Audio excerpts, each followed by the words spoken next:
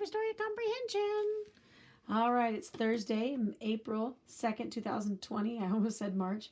And today we're reading the story, An Alphabet for People Who Are Blind. And here's our story right here, An Alphabet for People Who Are Blind. All right, let's go over our vocabulary words. Louis Braille, that's the name of the main character in the book. He's the one that invented this special alphabet, and we call it the Braille alphabet, or we just call it Braille. But his name is Louis Braille. Eager means you're very excited to do something. You want to hurry up and do it. Blind means you cannot see. Memorize, that means I know it when I see it. I don't have to sound it out. You memorize your math facts. You memorize sight words. Eyesight means the ability to see with your eyes. It means you can see with your eyes. Mrs. White wears glasses because she does not see very well with her eyes. Okay? All right. The story takes place in France. It takes place in Louis Braille's home and in his school. But the country that they're in is in France. And France is in Europe, very far away. All right. Raised letters.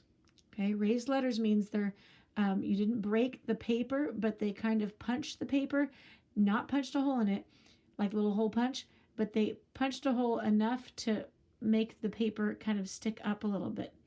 So it's like, if I show you like this, if I push, I'm not breaking the paper, but right here I made it raise up a little bit. I don't know if you can see that, okay? So I'm not actually breaking the paper, but I'm making it poke up enough so it's not flat. And there's a little bump, okay? So raised letters. Organist, somebody who plays the organ, kind of like playing the piano. Continued, that means they kept on doing something. System is a way of doing something. We have a system for learning sight words, where we start with the word the.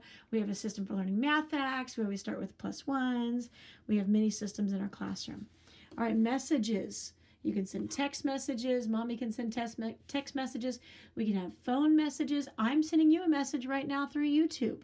Messages are different ways you communicate to people. All right, dots, dashes. There's going to be dots and dashes in this special alphabet system. Improve means to make something better. Stylus, you know what a stylus is. Your video games have stylus. It's like a little pen that doesn't actually write. When it touches the screen, it helps you point to things on the screen and maybe pretend to write or draw on the screen, but it's not a regular pen. Stylus.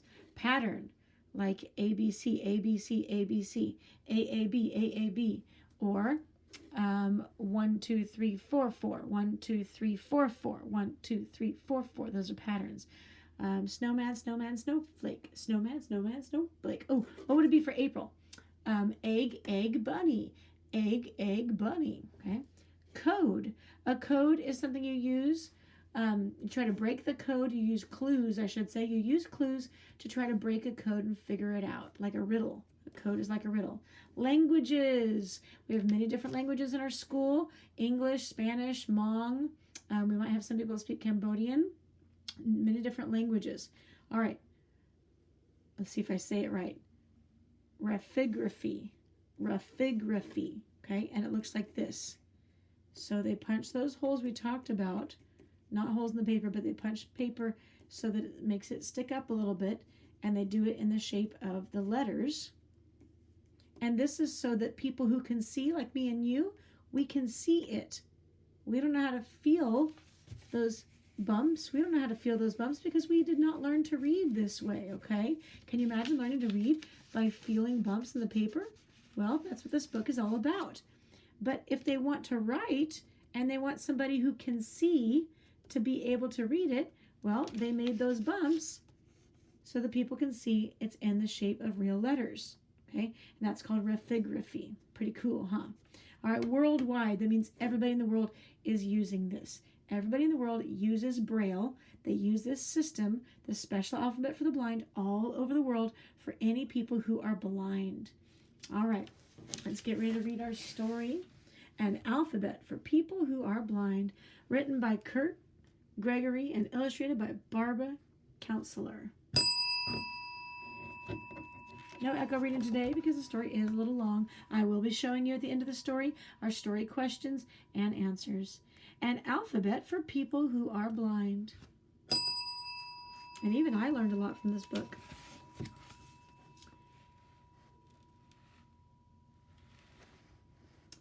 It was after midnight. Louis Braille was still awake. He sat on his bed, punching dots onto paper. He was eager to create an alphabet for people who are blind. At the time, Braille was only 12 years old. He wanted to find a better way for people who are blind to read. He wanted to find a better way for people who are blind to be able to read. He's only 12 years old. Pretty cool picture, huh? It's a 2-page spread picture. What details can you find in that picture? All right, moving on.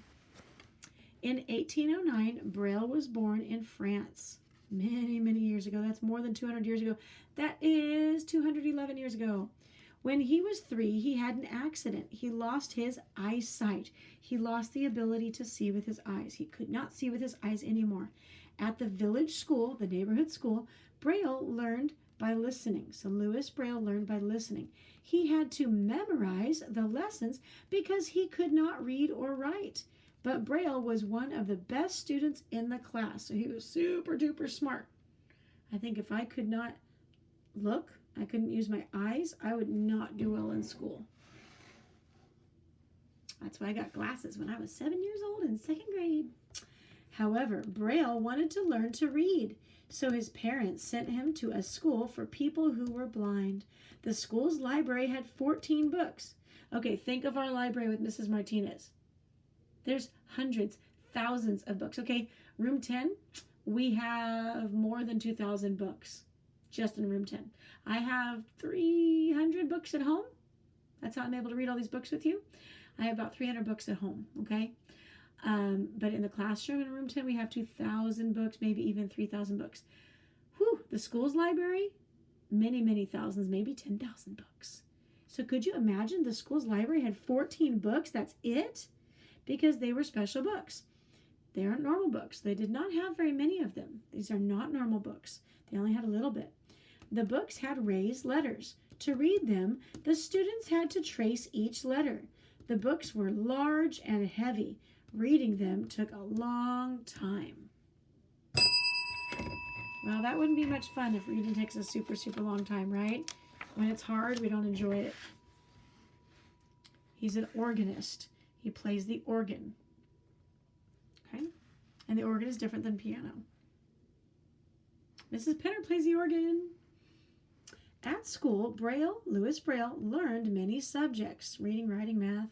He loved his music classes. He learned to play the piano and organ. Oh, he learned both of them. He became an organist for a nearby church. He continued to play the organ in other churches for the rest of his life. Boy, he was one of those kids that's just a fast learner. Look at that. Look, look, look.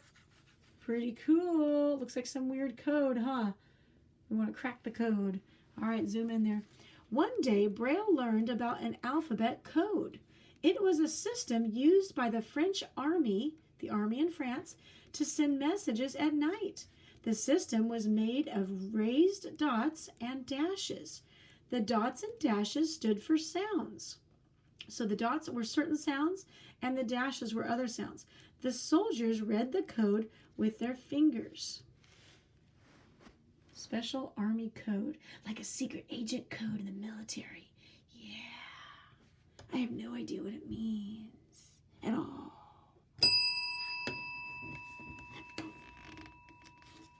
But if you want to zoom in there, this means an, that means on. Oh, there's OU. How now? Oh no, shout it out. There's Q, there's CH, Chipmunk chooses cherries. There's GN, Nat on a new. There's little boy's big voice. Oi. Sound spellings are everywhere. Oh, it's sound spellings with a certain code. Okay, could you focus, Mrs. White? Because you're getting way too excited about sound spellings again. How many times have I told you? It's a little too much. Oh, sorry. That's okay. That's okay. That's all right. Can we read on now?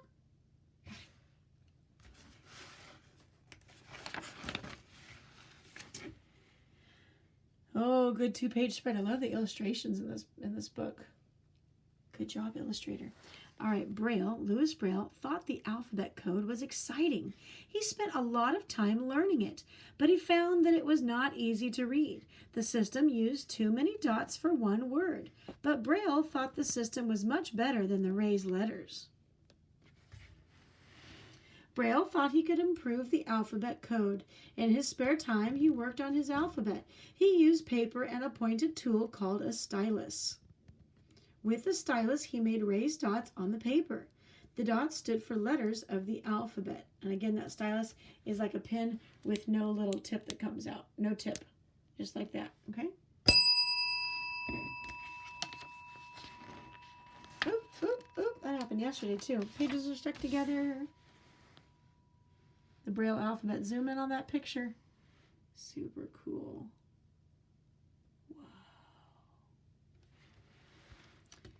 At the age of 15, Braille finished his work. His alphabet used a cell. The cell had 6 dots that were numbered in order. 6 dots, look. So 1, 2, 3, 4, 5, 6. There's 6 dots. If you can zoom in there, Ella. 6 dots. And then that first dot is really big, and the other dots are small. Then for B, 2 dots are really big, and the rest are small. For C, 2 dots are up there. So let's get a really good look at that. That's pretty cool. You can freeze the screen, pause the screen at home and take a look at that. Look at that pattern. Pretty cool. All right, back on our words. Each letter of the alphabet had a different pattern of dots. Braille was excited. His alphabet was easy to learn and to read. Good. When he was 19, Braille became a teacher. Wait a second. At 19 years old, Ellery, do you have any teachers who are 19 years old? Nope. When he was 19, Braille became a teacher at the school for people who were blind. That's how smart he was. He was a teacher at only 19 years old. That's usually the age of a college student. Somebody who just graduated high school and is in college for their first year in college. Wow, that's really young. Mrs. White did not become a teacher till Mrs. White was 22 years old. All right. And I won't say how old I am now. He was a patient teacher. He was admired by his students. That means they thought that he was really special. In his spare time, Braille improved his alphabet code. He made it better. He also created a raised dot system for music so that they could read music too. Then Braille printed his alphabet code in a booklet.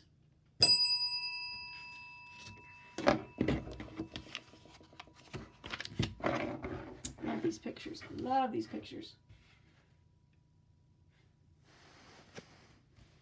Next, Braille worked on a way for people who were blind to write to sighted people, people who could see. It was called raphigraphy. A stylus was used to punch dots in the form of letters. People who were blind could feel the letters. Sighted people like me and you, people who can see, could read the letters on the paper. And that's like what I just showed you right here. Let's pretend that those are just poked dots. So I believe they're actually, is it raised dots or are they actually punching a hole? Nope. Yep, it's actually punching. No, it says punching dots. It doesn't say punching holes. It says punching dots. So again, they're just punching those little dots, pushing it up, and then you can see the A and you can see the B. All right. Braille's alphabet code was used only at the school. The students liked his system. Students and teachers used his system called Braille for reading and writing, but few people outside the school used the system. They thought it would cost too much. It would cost too much to print new books. I wanted to put the word money right there. It still would have made sense, but there's no word money on that page. Maybe I just want some money.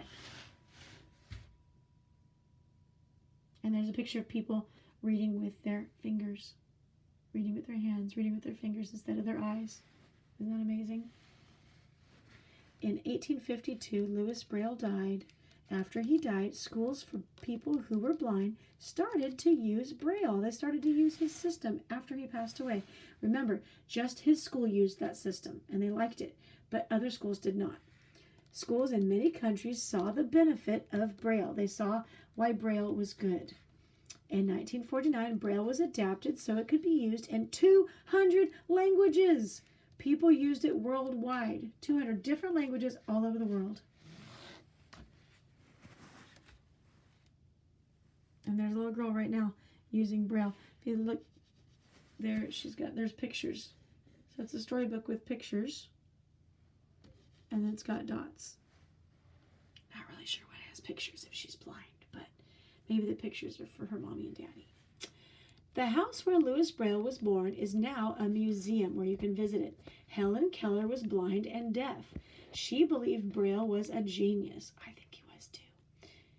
His system helped her and other people who are blind. It helped them climb from hopeless darkness. Okay? That means that they were all sad. They couldn't read. It's hard for them to be able to know what's going on if they can't read books. And so then climbing from hopeless darkness means that they're climbing out of the darkness, and now they can see in their imagination because they could read books. His hard work helped make reading and writing easier for people who are blind. He was a really special guy. He did a really, really nice thing for himself and all the other people who were blind. All right, ready for story comprehension? Me too.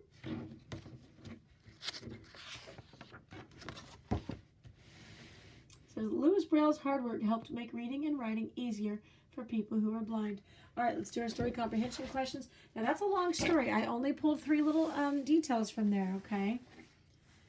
Daily story questions. Remember, trace the question for handwriting practice, then write your answer in a full, complete sentence. Trace this part for good handwriting practice, okay? This story is mostly all about Braille reading.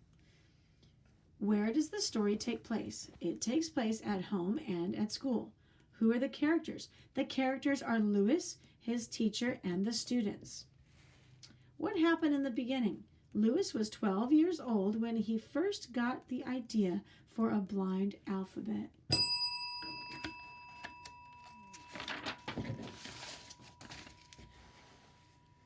What happened in the middle? He went to a special school for blind students.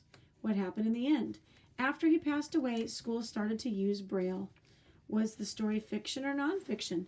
The story is nonfiction. Did you enjoy the story? Yes, I did. Why? It was very cool to learn about blind ABCs, blind alphabet.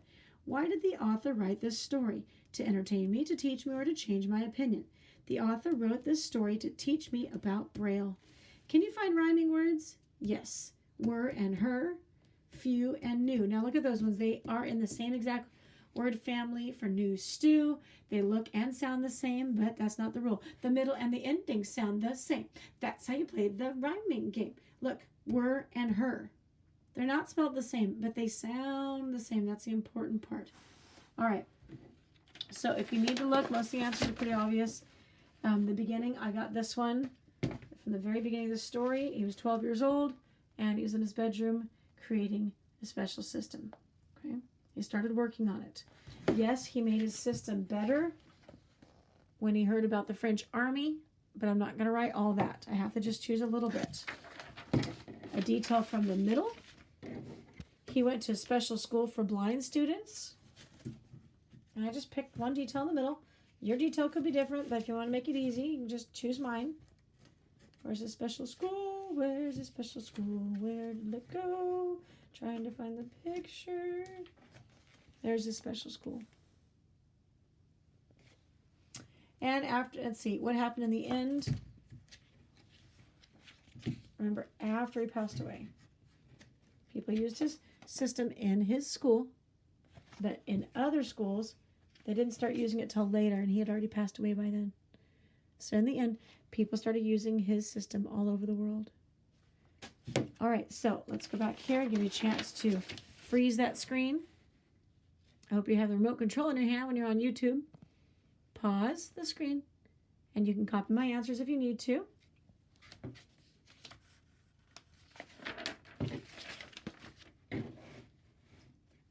And give you a chance to pause the screen there. Pause the screen, and copy my answers if you need to. All right, we'll see you back here tomorrow. Bye-bye.